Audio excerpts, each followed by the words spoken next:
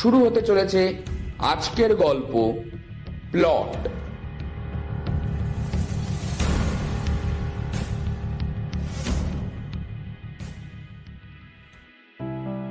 মাংসের ঝোলমাখা ভাতের দ্বিতীয় গ্রাসটা মুখে তুলতে তুলতে নির্ভীক জিজ্ঞেস করল, এখানে এত ভালো মাংস কোথায় পেলে দাশুদা?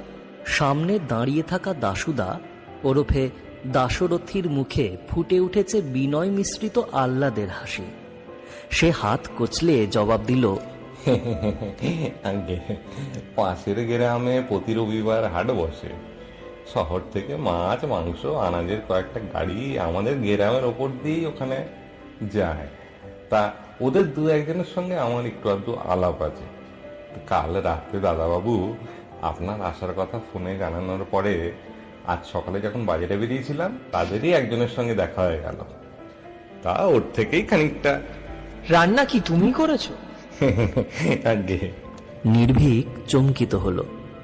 রান্না নিয়ে সামান্য বাদবিচার থাকার দরুন নিজের সঙ্গে কিছু বিস্কিট আর শুকনো মিষ্টি নিয়ে এসেছিল সে। ভেবেছিল আজ রাতটুকু ওই দিয়েই চালিয়ে কাল সকালের কথা সকালে উঠেই ভাববে।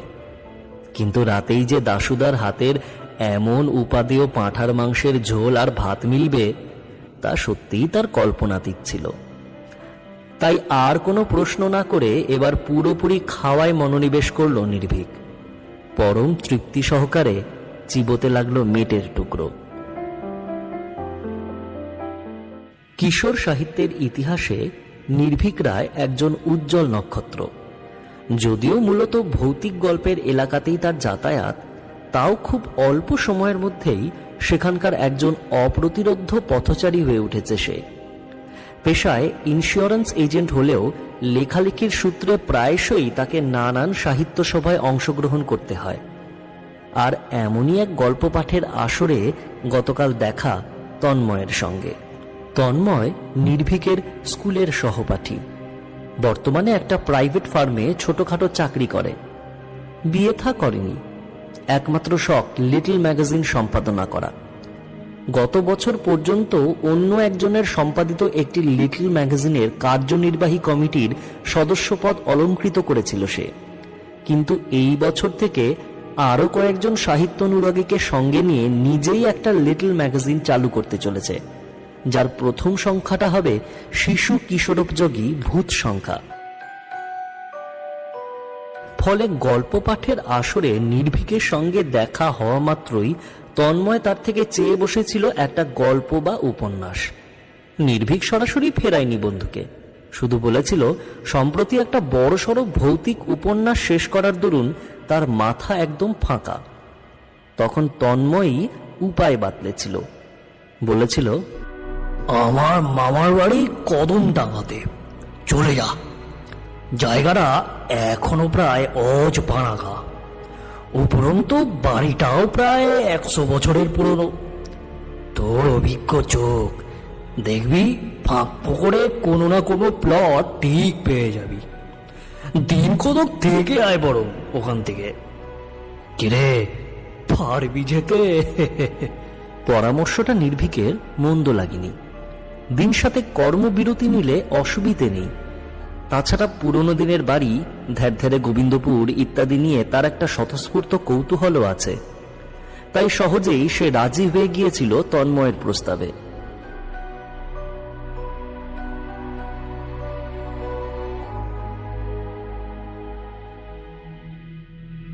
কদমডাঙ্গার এই প্রাসাদোপম বাড়িটা তন্ময়ের প্রপিতামহের তৈরি।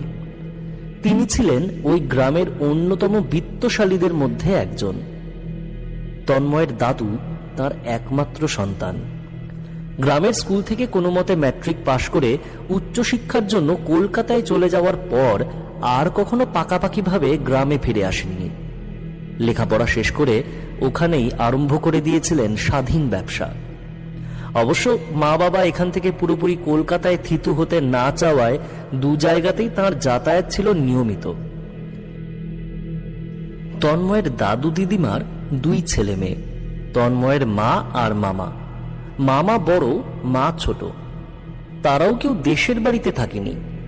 কিন্তু বছরে বার দুয়েক, বিশেষত পুজোর সময় আর গরমকালে সদল বলে এখানে এসে দিন কয়েক কাটিয়ে যেত।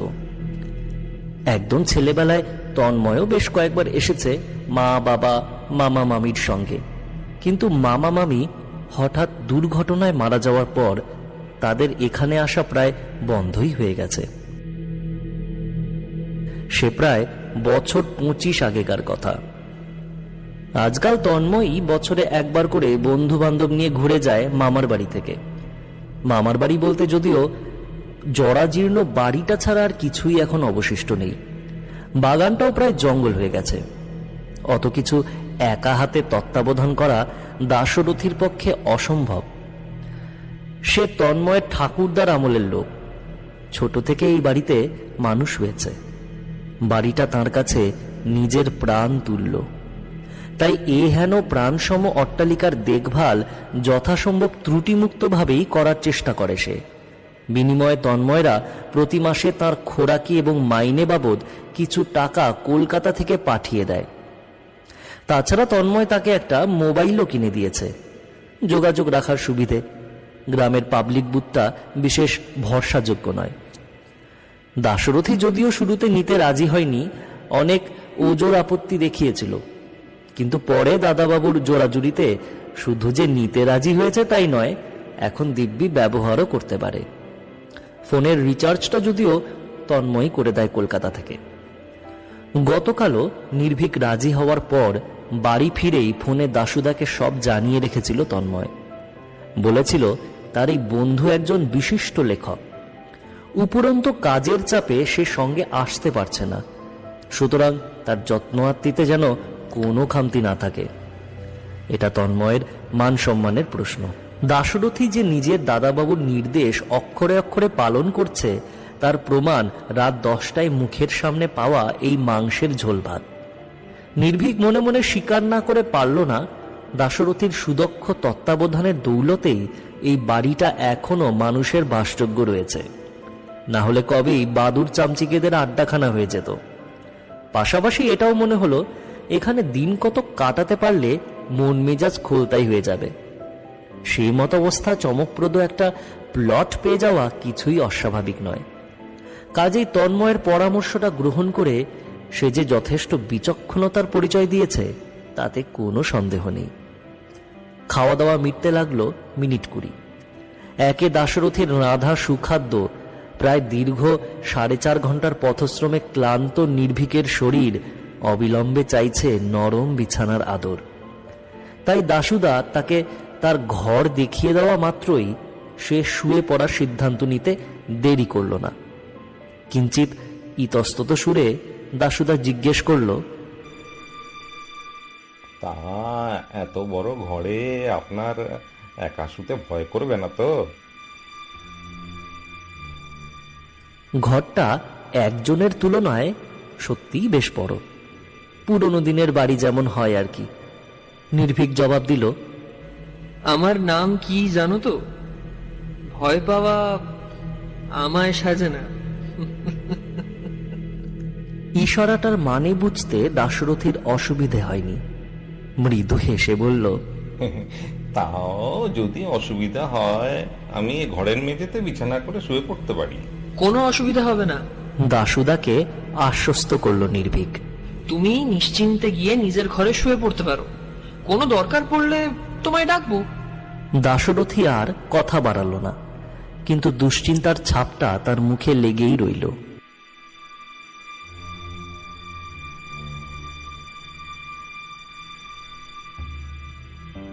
নির্ভীকের খাটের পাশের টিপাইটার ওপর জল ভর্তি জাগ, গ্লাস ইত্যাদি রেখে সে ঘর থেকে বেরিয়ে যাওয়া মাত্রই বালিশে মাথা রাখল নির্ভীক।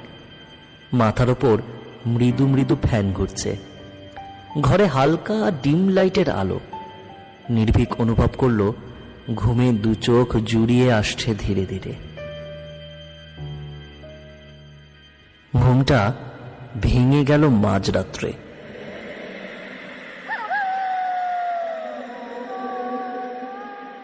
রাত তখন কটা খেয়াল নেই। আচমকা ডান পায়ের পাতার উপর কারুর হাতের আলতো স্পর্শে ধর্মড়িয়ে উঠে বসল নির্ভীক।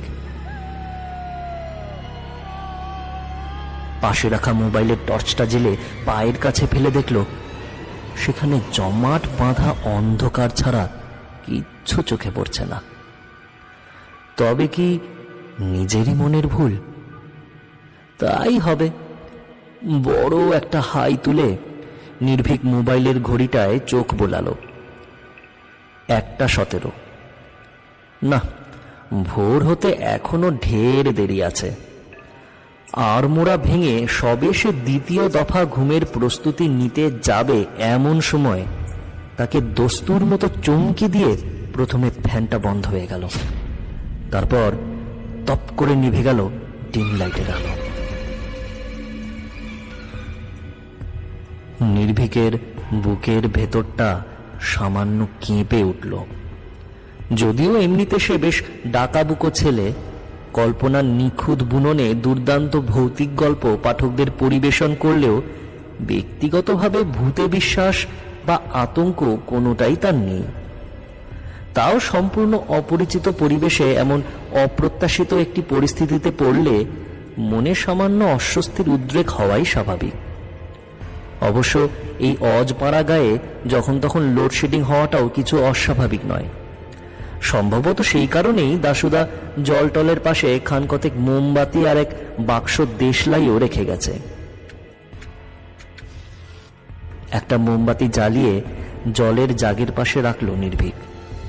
তারপর গ্লাস থেকে 2 চুমুক জল খেয়ে ফের শুয়ে পড়ল গলা অবধি চাদরটা টেনে। জলের জাগে মোমবাতির ছায়া পড়েছে। হলুদ শিখাটা কাঁপছে তীর করে। ফ্যান বন্ধ বলে শোয়ার সময় মোটা চাদরটা পাশে সরিয়ে পাতলা চাদরটা গায়ে টেনে নিয়েছিল নির্ভীক। আরামও লাগছিল খুব। জাগে জল আগুনের প্রতিবিম্বীয় খেলা দেখতে দেখতে সবে চোখ দুটো বুজে ফেলতে যাবে এমন সময় পায়ের উপর গরম নিঃশ্বাসের স্পর্শে মুহূর্তে চোখ থেকে ঘুম ছুটে গেল তার। এবার বাঁ পা। নির্ভীক আর ব্যাপারটাকে মনের ভুল ভাবতে পারল না। ভয় ঠিক করছে না বটে, তবে সন্দেহ একটা হচ্ছে। সেটা নিরসন করার উদ্দেশ্যে সুখসজ্জা ত্যাগ করে ঘরের বন্ধ দরজার দিকে এগোতেই তার শির দাঁড়া দিয়ে বয়ে গেল ভয়ের ঠান্ডা স্রোত। দরজার সামনে দাঁড়িয়ে ও কার ছায়ামূর্তি? ও কি নিছক ছায়া নাকি কায়াও? নির্ভীক অনুভব করলো তার গলা শুকিয়ে গেছে। ঢোক গিলে আর চোখে একবার জলের গ্লাসটা দেখে নিয়ে সামান্য গলা খাঁকনি দিয়ে সে জিজ্ঞেস করলো, কে কে আপনি? নারী কণ্ঠে জবাব এলো, জল খাবো। ছায়ামূর্তি তার মানে স্ত্রীলোক। নির্ভীকের একটু অবাক লাগলো। তন্ময়ের কাছে সে যদ্দূর শুনেছে এ বাড়িতে দাশুদা ছাড়া আর কেউ থাকে না, এবং দাশুদা অকৃতদার। তাহলে এই ভদ্রমহিলা কে? আর সর্বোপরি ইনি এই ঘরে ঢুকলেন কিভাবে? দরজা তো ভেতর থেকে বন্ধ ছিল। তবে কি ছিটকিনিটায় কোনো সমস্যা আছে নাকি? নির্ভীক ফের জিজ্ঞেস করলো, আপনি কে বলুন তো? আমার ঘরেই বা ঢুকলেন কিভাবে? নিজের বুকে হাত রেখে ছায়ামূর্তি জবাব দিল, বড় তেষ্টা। এবার তার কণ্ঠস্বরে ফুটে উঠেছে তীব্র আকুতি। টিপাইয়ের উপর রাখা গ্লাসটায় জল ভরে ছায়ামূর্তির দিকে বাড়িয়ে দিল নির্ভীক।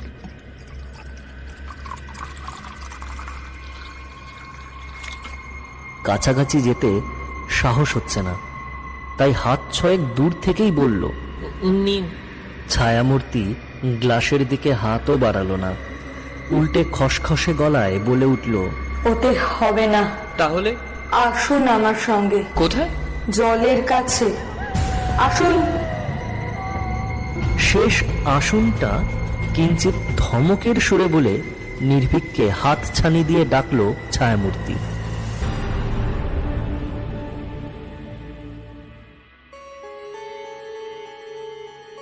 ইতিমধ্যে নির্ভীক বুঝতে পেরেছে এই ভদ্রমহিলাকে আপাতত ভয় পাওয়ার কোনো কারণ নেই।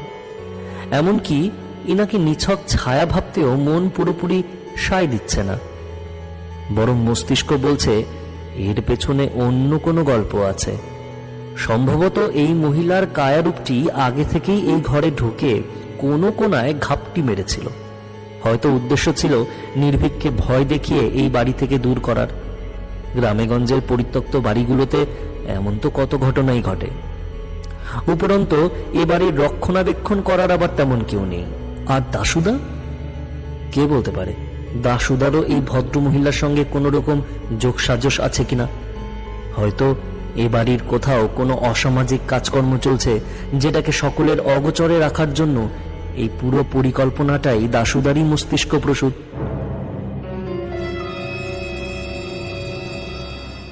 ম্যাক্সিমাম ভৌতিক গল্পেই তো ভূতের বাড়ি বলে পরিচিত আদিকালের বাড়িগুলো শেষ পর্যন্ত জুয়ার ঠেক বলে প্রমাণিত হয়।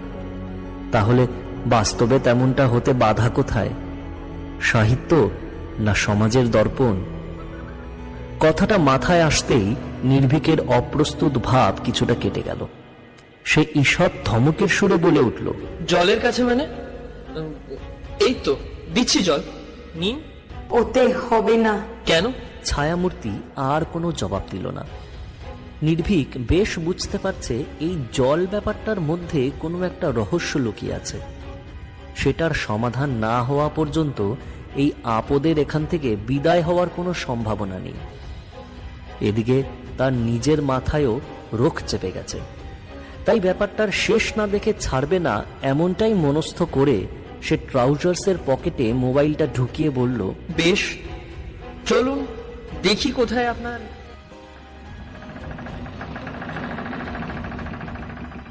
দরজা খুলে ছায়ামূর্তি পা রাখল চৌকাঠের ওপারে।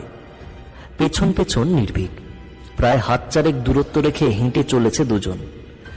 এর মধ্যে নির্ভীক একবার পকেট থেকে ফোনটা বের করে টর্চ জ্বালাবার চেষ্টা করেছিল, কিন্তু পারেনি। অগত্যা অন্ধকারেই অনুসরণ করে চলেছে ছায়ামূর্তির প্রতিটি পদক্ষেপ। অসুবিধেও বিশেষ হচ্ছে না। ভূতের গল্প লেখকরা আধারকেই আধার করে ঘটনার ঘন ঘটা উপস্থাপন করেন কিনা, তাই অন্ধকারেও তাদের স্বাচ্ছন্দ্যের অভাব নেই।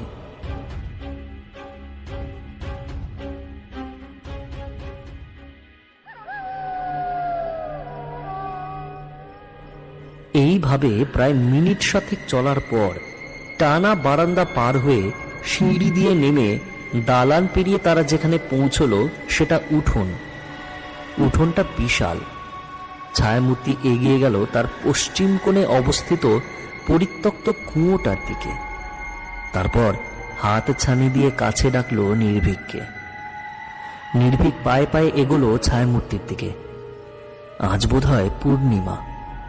চাঁদের আলোয় আলোকিত হয়ে রয়েছে চারপাশ। শুধু ছায়ামূর্তি যেন জ্যোৎস্না বিবর্জিত। তার আপাদমস্তক কাপড়ের চাদরে ঢাকা না অন্ধকারে, সেটাই স্পষ্ট ঠাউর করা যাচ্ছে না। কুয়োর কাছাকাছি পৌঁছে নির্ভীক জিজ্ঞেস করল, এখানে নিয়ে এলেন কেন? জল খাবো। কোথায় জল? ওখানে। আঙুল তুলে কুয়োটা দেখালো ছায়ামূর্তি। নির্ভীক বিরক্তি ভরে বলে উঠল, আশ্চর্য তো, গ্লাসে জল ভরে দিলাম, নিলেন না, এখন কুয়োর জল খেতে চাইছেন? গ্লাসের জলে আমার তেষ্টা মিটবে না। ও আচ্ছা, গ্লাসের জলে তেষ্টা মিটবে না, আর কুয়োর জলে মিটবে। তা কুয়োর জলটা খাবেন কি করে? আপনার পাশে রাখা বালতিটা ভরে কুয়ো থেকে আমায় এক বালতি জল তুলে দিন। নিষ্পন্দ স্বরে জবাব দিল ছায়ামূর্তি।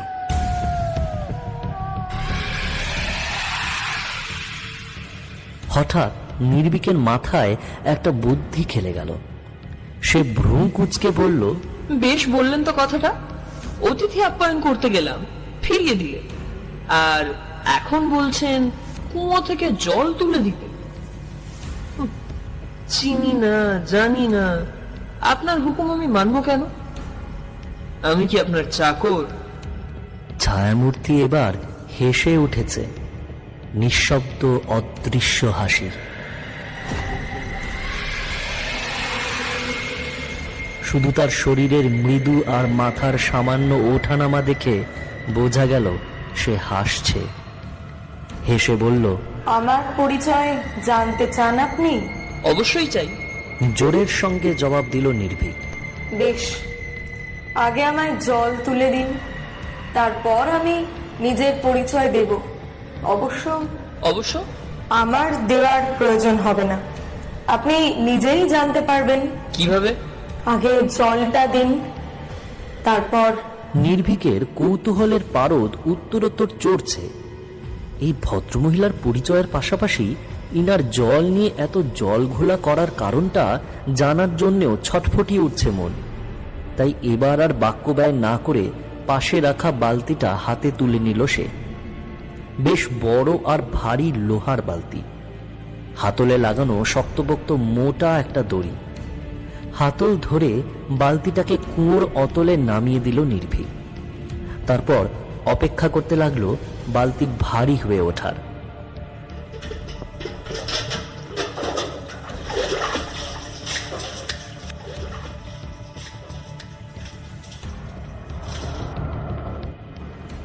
মাত্র কয়েক সেকেন্ডেরই অপেক্ষা, বালতি ভরে গেছে। দড়ি ধরে নির্ভীক সাবধানে বালতিটাকে তুলে আনলো ওপরে। আর তোলা মাত্রই এক অপ্রত্যাশিত চমকের ধাক্কায় বালতিটা সশব্দে হাত থেকে মাটিতে পড়ে গেল তার।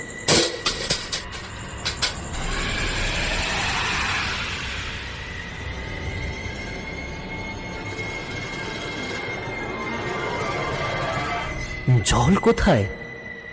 এ যে তাজা রক্ত। নির্ভীকের হাত থেকে বালতিটা পড়ে যাওয়া মাত্রই আর্তনাদ করে উঠছে ছায়ামূর্তি বিকট সুরে। ফেলে দিলি কেন শয়তান? বলতে বলতে ছুটে এসে এক ঝটকায় বালতিটা হাতে তুলে নিল সে। রক্ত বেশিরভাগটাই গড়িয়ে পড়েছিল উঠোনে। অবশিষ্টটুকু এক চুমুকে গলাদ্ধকরণ করার পর বালতিটা সজোরে দূরে ছুঁড়ে ফেলে ছায়ামূর্তি চিৎকার করে উঠে বলল, তোর জন্য আমার তেষ্টা মিটলো না, এবার তোকে দিয়েই আমার তেষ্টা মেটাবো।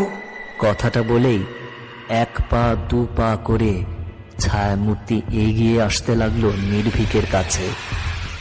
তার সর্বাঙ্গ এখনো ঢাকা, কিন্তু দুজনের মধ্যে দূরত্ব খানিক কমে যাওয়ার দরুন নির্ভীকের মনে হলো কালোর ওপারে থেকেই অস্বচ্ছভাবে দৃশ্যমান হচ্ছে একটি অবয়ব। কিন্তু সে অবয়ব কোনো রক্ত মাংসের মানুষের নয়, বরং রক্ত মাংসবিহীন হাড় সর্বস্ব কঙ্কালের। থরথর করে কাঁপতে কাঁপতে মাটিতে বসে পড়েছে নির্ভীক। তার মুখ ফ্যাকাশে, আতঙ্কে বুকের রক্ত হিম হয়ে যাওয়ার জোগাড়। চোখের দৃষ্টি ঝাপসা। ওরই মধ্যে সে দেখতে পেল ছায়ামূর্তি নিজের লম্বা ডান হাতটা বাড়িয়ে দিয়েছে তার গলা লক্ষ্য করে। নির্ভীক পালিয়ে যাওয়ার চেষ্টা করল, কিন্তু উঠে দাঁড়াতেই পারল না। বদলে ছায়ামূর্তি জোরসে টিপে ধরল তার গলা। নির্ভীকের দম বন্ধ হয়ে আসছে, জিভ বেরিয়ে গেছে। মনে হচ্ছে হৃৎপিণ্ডটাও ফেটে বেরিয়ে আসবে বুকের চামড়া ভেদ করে। গলার উপর ছায়ামূর্তির হাতের চাপ বৃদ্ধি পাচ্ছে ক্রমশ। একসময় তার কণ্ঠনালী ফুঁড়ে ফিনকি দিয়ে বেরিয়ে এলো তাজা রক্ত। ছায়ামূর্তির উল্লাস তখন দেখে কে? আঁজলা ভরে ঢক ঢক করে রক্ত খেতে আরম্ভ করল সে। নির্ভীকের আর সহ্য হলো না এই প্রাসবিক দৃশ্য। মুহূর্তে চোখের সামনে নেমে এলো অন্ধকারের পর্দা। জ্ঞান হারিয়ে মাটিতে লুটিয়ে পড়ার মুহূর্তে সে শুনতে পেল ছায়ামূর্তির অমানসিক অট্টহাসি আর আকাশ ফাটানো চিৎকার। কি শান্তি, কি শান্তি।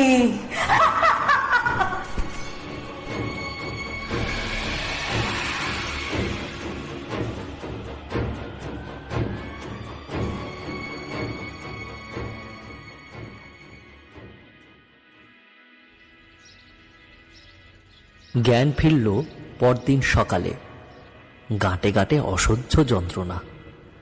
প্রতিদিন ভোরে ঘুম থেকে উঠে উঠোন ঝাড় দেওয়া দাশুদার অভ্যেস। আজও ঝাড় দিতে দিতেই কুয়োর পাড়ে অচেতন নির্ভীককে আবিষ্কার করে সে। অপরিসীম আতঙ্কে মুখ বিকৃত হয়ে গিয়েছিল। অন্য কেউ হলে সেই দৃশ্য দেখেই নির্ঘাত তাকে মৃগীর পেশেন্ট ভেবে ভয়ে চেঁচামেচি জুড়ে দিত, কিন্তু দাশুদা তা করেনি। বোধহয় মৃগী সম্বন্ধে তার বিশেষ ধারণা নেই বলেই নির্ভীকের চোখে মুখে জল ছিটিয়ে জ্ঞান ফিরিয়ে সে নিজেই তাকে ধরে নিয়ে এসেছিল ঘরে। গায়ে বল পাওয়ার জন্য এক গ্লাস দুধও গরম করে এনে দিয়েছিল চটপট, কিন্তু নির্ভীক পুরোটা খেতে পারেনি। বদলে গতকাল রাতে ছায়ামূর্তির রক্ত খাওয়ার দৃশ্যটা মনে পড়ে যাওয়া মাত্রই যেটুকু দুধ গলা দিয়ে নেমেছিল সেটুকুও সবেগে উল্টো মুখে ছুটে এসে বিছানা ভাসিয়েছে। অবস্থা দেখে দাশুদা প্রস্তাব দিয়েছিল তন্ময়কে খবর দেওয়ার।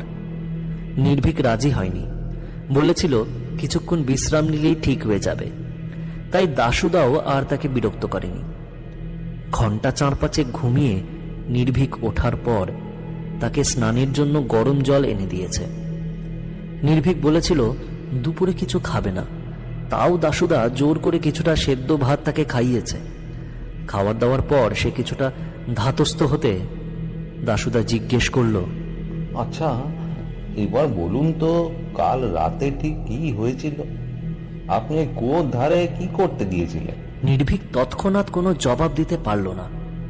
আসলে ঘটনাটা সত্যি না মিথ্যে সেটাই তো পুরোপুরি মাথায় ঢুকছে না তার। সে নিজে কুয়োর পাশে পড়েছিল, কাজেই সম্পূর্ণ মিথ্যে ভাবার উপায় নেই। আবার নিজের অক্ষত গলার অবস্থাটাও ঘটনাটাকে সত্যি ভাবতে বাধা দিচ্ছে। তাকে চুপ দেখে দাশুদা ফের প্রশ্ন করল, তা শুনেছি অনেকে নাকি ঘুমের মধ্যে হাঁটে, আপনারও তেমন কিছু হয় নাকি? এবার আর সত্যিটা গোপন করল না নির্ভীক। গত রাতের বিভীষিকাময় অভিজ্ঞতার কথা পুঙ্খানুপুঙ্খ খুলে বলার পর জিজ্ঞেস করল, ওই ভদ্রমহিলা কে হতে পারে বলো তো দাশুদা? তুমি কি বুঝতে পারছো কিছু? সব শুনে দাশুদার মুখ শুকিয়ে গেছে। সে ঢোক গিলে জবাব দিল, পারছি। কে বলো তো? উনি বোধহয় মল্লিকা। মল্লিকা? তিনি আবার কি? আগে বৌরানী, মানে দাদাবাবুর একমাত্র মামিমা। মানে? নির্ভীক যেন আকাশ থেকে পড়ল। উনি তো বলেও কথাটা শেষ করতে পারল না। মনে পড়ে গেল গত রাতে যাকে দেখেছে তার মামিমা হতে বাধা নেই। একটু ইতস্তত করে নির্ভীক বলে উঠল, তোমায় দেখে মনে হচ্ছে এর মধ্যে কোনো একটা গল্প আছে। ব্যাপারটা কি বলো তো? আপনাকে দাদাবাবু কিছু জানায় না। তাহলে আমার বলাটা কি উচিত হবে? দাদাবাবু যদি রাগ করেন। তন্ময় কিছু জানতে পারবে না, আমি ওকে কিছু বলবো না। তুমি নিশ্চিন্তে আমায় সব কথা খুলে বলতে পারো। নির্ভীকের আশ্বাস বাক্যে কাজ হয়েছে। কয়েক সেকেন্ড চুপ থেকে দাশুদা বলতে আরম্ভ করলো, আসলে বৌরানী খুব অভিনয়ের শখ ছিল, ইচ্ছে ছিল বড় অভিনেত্রী হবে, কিন্তু ছোটবাবু এসব একদম পছন্দ করতো না।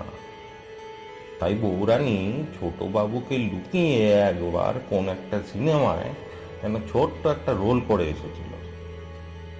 ছোটবাবু সে কথা জানতে পারে এখানে আসার পর, তাও ফোনে একজন বন্ধুর মুখে। সেই শেষবার ওরা এসেছিল এখানে। জানতে পেরে বৌরানীর উপর রাগে ফেটে পড়ে ছোটবাবু। দুজনের মধ্যে খুব ঝগড়া হয়েছিল। আমার ঘরে শুয়ে শুনতে পাচ্ছিলাম সব, কিন্তু উঠিনি। তারপর এক সময় চেঁচামেচিটা হঠাৎই থেমে গেল। আমরা ভেবেছিলাম হয়তো স্বামী স্ত্রীর মধ্যে মিটমাট হয়ে গেছে, কিন্তু পরদিন পরদিন সকাল থেকে বউরানী নিখোঁজ, কোথাও নেই। চেষ্টায় খুঁজতে খুঁজতে হঠাৎ ওর সামনে এসে দেখি জলে বউরানীর লাশ। ভেসে উঠেছে কথাটা আর বলতে পারল না দাশুদা। শিউরে উঠে তাকে চুপ করে যেতে দেখে নির্ভীক চাপা স্বরে প্রশ্ন করল, তোমার কি ধারণা মামা বাবুই মামিকে? ধারণা নয় বাবু, বউরানীর গলায় 5 আঙুলের ছাপ সবাই দেখতে পেয়েছিল, কিন্তু এসব কথা জানাজানি হলে ছোট বাবু বিপদে পড়তেন। কর্তামা তো তখনও বেঁচে, তাই সবাই সাত তাড়াতাড়ি লাশের সৎকার করে কলকাতায় ফিরে যায়। গ্রামের কেউ কিছু সন্দেহ করেন? ওই ঘটনাটাকে স্বামী স্ত্রীর মধ্যে ঝগড়া আর তার জেরেই হতাশা থেকে আত্মহত্যা বলে চালিয়েছিল। বউরানী তখনও কোনো ছেলে পিলে হয়নি, তাই গ্রামের লোকেরা ভেবেছিল সেটাই হয়তো ঝগড়া আর হতাশার কারণ। 2-1জনের সন্দেহ হয়েছিল, কিন্তু এ বাড়ির বিরুদ্ধে কে প্রশ্ন তুলবে বলুন? আর এই অজপাড়া গায়েটায় পুলিশের যাতায়াত প্রায় নেই বললেই চলে। গ্রামের বেশিরভাগ ঘটনায় চণ্ডী মণ্ডপে সভা ডেকে মিটিয়ে ফেলা হয়, তাই ঘটনাটা চাপা পড়ে গেল তখনকার মতো। কিন্তু ধর্মের কল বাতাসে নড়ল পরে। মানে? নির্ভীকের কণ্ঠস্বরে স্পষ্ট উত্তেজনা। মানে দাশুদা বলে চলল, কলকাতায় ফেরার পর থেকে ছোটবাবু নানা রকম অদ্ভুত দৃশ্য দেখতে আরম্ভ করলো। ওদের কলকাতার বাড়ির উঠোনেও একটা কুয়ো ছিল। বউরানী নাকি রোজ রাতে ছোটবাবুর কাছে আসতো আর নানাভাবে তাকে ভয় দেখিয়ে কুকুর কাছে টেনে নিয়ে যাওয়ার চেষ্টা করত।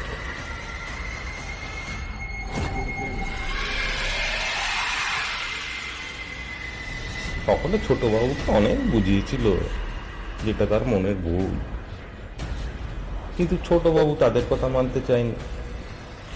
ডাক্তারও দেখানো হয়েছিল, কোনো লাভ হয়নি।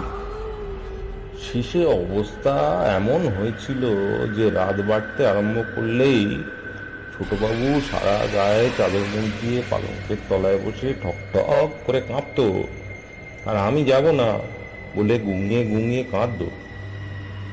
তো তারপর একদিন ছোটবাবু এলো গ্রামে, আমাকে বউরানীর ভয় দেখানোর কথাগুলো জানিয়ে বলল, বউরানী নাকি বলেছে এখানকার বিশালাক্ষীর মন্দিরে তার আত্মার শান্তি কামনা করে ছোটবাবু নিজের হাতে একটা পুজো দিলে সে আত্মাকে বিরক্ত করবে না, তাই ছোটবাবু এসেছে পুজো দিতে। দেওয়া হয়েছিল সেই পুজো? ভণ্ডামি জেনেও প্রশ্নটা না করে পারল না নির্ভীক। কি করে হবে? আসার পরদিন ভোরবেলাই তো বউরানীর মতো ছোটবাবুর লাশও ভেসে উঠল কুয়োর জলে।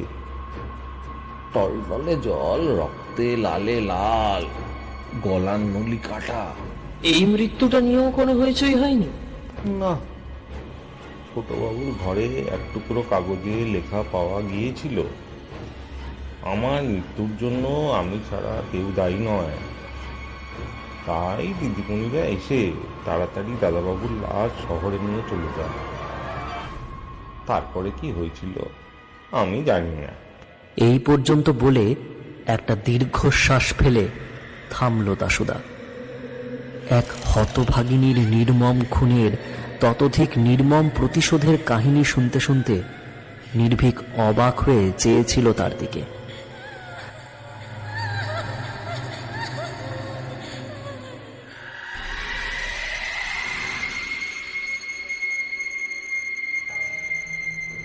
তাকে থামতে দেখে প্রশ্ন করল, তারপর আর ওরা কখনো আসেনি এ বাড়ি? দিদিমণিরা কেউ আর আসেনি। তন্ময় দাদাবাবু মাঝে মাঝে বন্ধু বান্ধব নিয়ে 2-1 দিন থেকে যায়। আপনি দয়া করে ওনাকে কিছু বলবেন না বাবু। শেষ কথাগুলো বলার সময় দাশুদার মুখ কাঁচুমাচু হয়ে গেছে। হাত তুলে তাকে ভরসা দিয়ে নির্ভীক বলল, কোনো ভয় নেই, আমি ওকে কিচ্ছু বলবো না।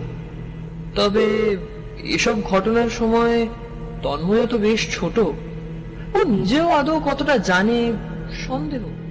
তা ঠিক, কিন্তু তাও সাবধানের মান নেই। ওনারা যদি জানতে পারেন আমি বাড়ির কিচ্ছা আপনাকে জানিয়েছি, আমার চাকরি নিয়ে টানাটানি পড়ে যাবে।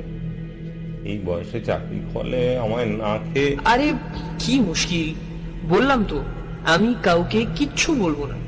এমনকি কাল রাতে আমার সঙ্গে যা ঘটেছে সেসব কথাও তন্ময়কে জানাবো না।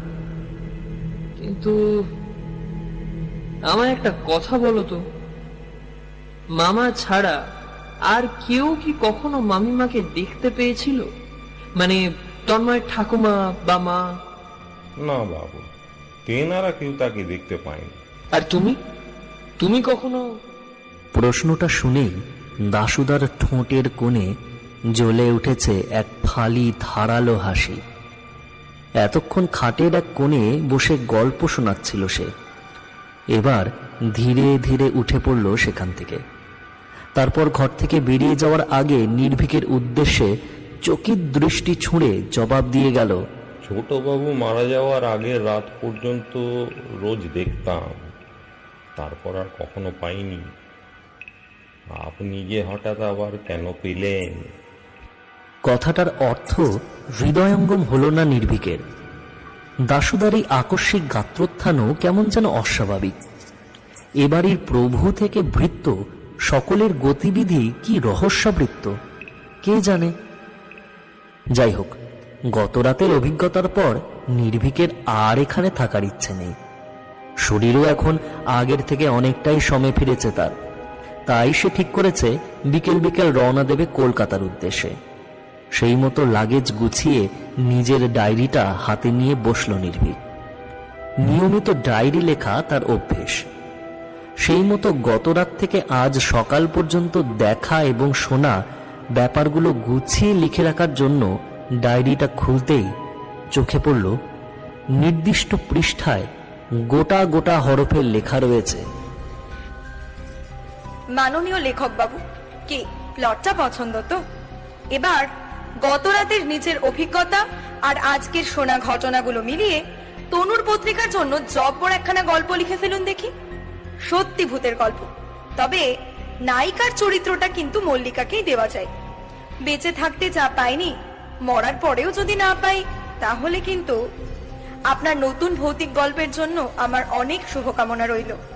ইতি, তনুর মামিমাকে আপনিও মামিমা বলে ডাকতে পারেন। পুনশ্চ আপনাকে আরো 3টে ক্লু দিয়ে দিই।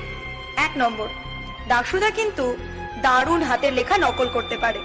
2 নম্বর, দাশুদা আমায় প্রচন্ড স্নেহ করত। 3 নম্বর, তনুর মামা বাবু মারা যাওয়ার দিন দাশুদা নিজের খুঁড়ের বদলে পাড়ার নাপিতের কাছে দাড়ি কামিয়েছিল। এবার দেখি আপনার কত বুদ্ধি, এই ভৌতিক রহস্য গল্পের জটটা ছাড়াতে পারেন কিনা। না পারলে বুঝবো আপনি এমন উৎকৃষ্ট গল্পের প্লট পাওয়ার যোগ্যই নন। নিন, আপনার সময় শুরু এখন থেকে। আরম্ভ করে দিন লেখা। 1, 2, 3 স্টার্ট।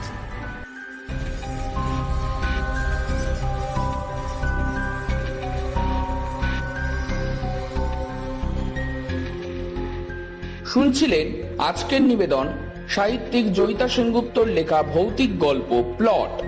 গল্প পাঠে অনুষ্টুপ ঘোষ, অন্যান্য চরিত্রে প্রদীপ্ত দে, জয়দীপ দত্ত ও প্রত্যুষা দে। গল্পের সূত্রধার আমি অনির্বাণ। Poster design Sounav Ghosh. ধ্বনি পরিকল্পনা, আবহ সঙ্গীত ও স্পেশাল এফেক্ট স্বপ্নীল ভট্টাচার্য। মূল ব্যবস্থাপনা সেবা আচার্য। পর্ব পরিচালনা মোনালি চ্যাটার্জি। মাহেশ্বরী প্রোডাকশনসের তরফ থেকে আন্তরিক ধন্যবাদ লেখিকা জয়িতা সেনগুপ্তকে এই বিশাল কর্মকাণ্ডে আমাদের পাশে থাকার জন্য। সবাই ভালো থাকুন, সুস্থ থাকুন আর শুনতে থাকুন মাহেশ্বরী অডিও ভাইবস। ধন্যবাদ।